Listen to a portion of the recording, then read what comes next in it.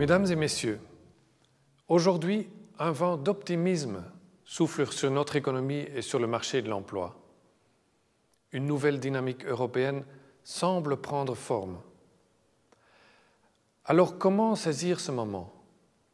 Comment en faire une opportunité pour l'ensemble de la société? En continuant à façonner une société inclusive dans laquelle personne ne se sent abandonné.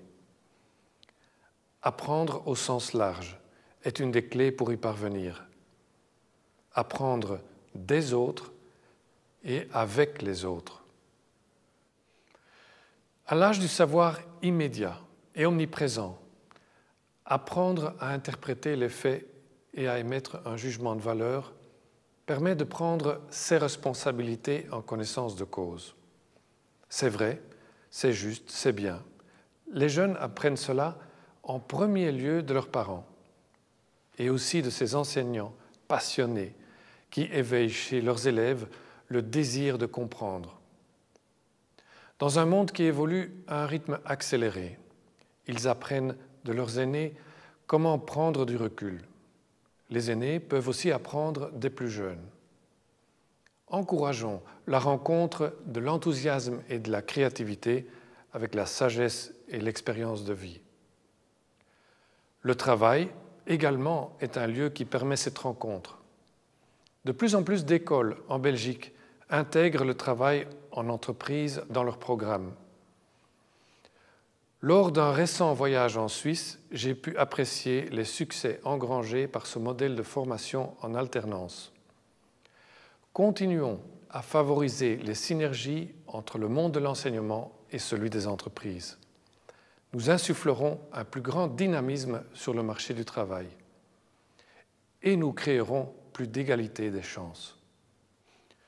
Enfin, aller à la rencontre d'une autre culture est aussi une occasion de s'enrichir mutuellement. Il y a 1 mois et demi, je suis allé fêter la rupture du jeûne dans une famille belge musulmane. J'ai été impressionné par la manière dont chacun des membres de cette famille s'implique dans la société. J'ai beaucoup appris sur le sens qu'ils donnent au jeûne et à ce moment de retrouvailles.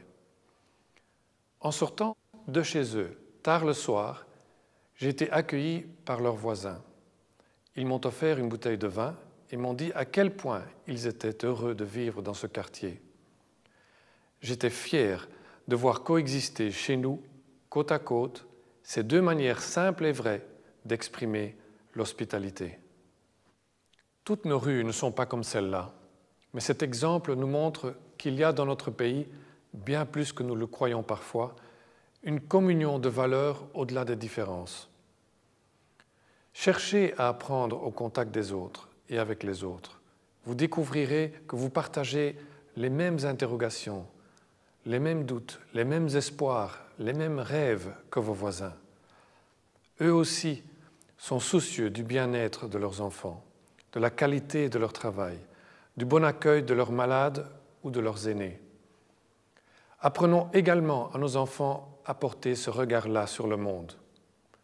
Le bien-être et le bonheur que nous recherchons tous n'ont de valeur que s'ils sont partagés.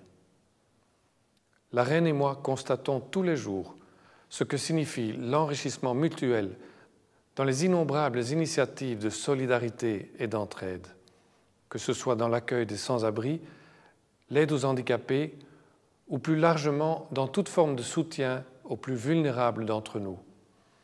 De telles initiatives sont de véritables perles pour notre société.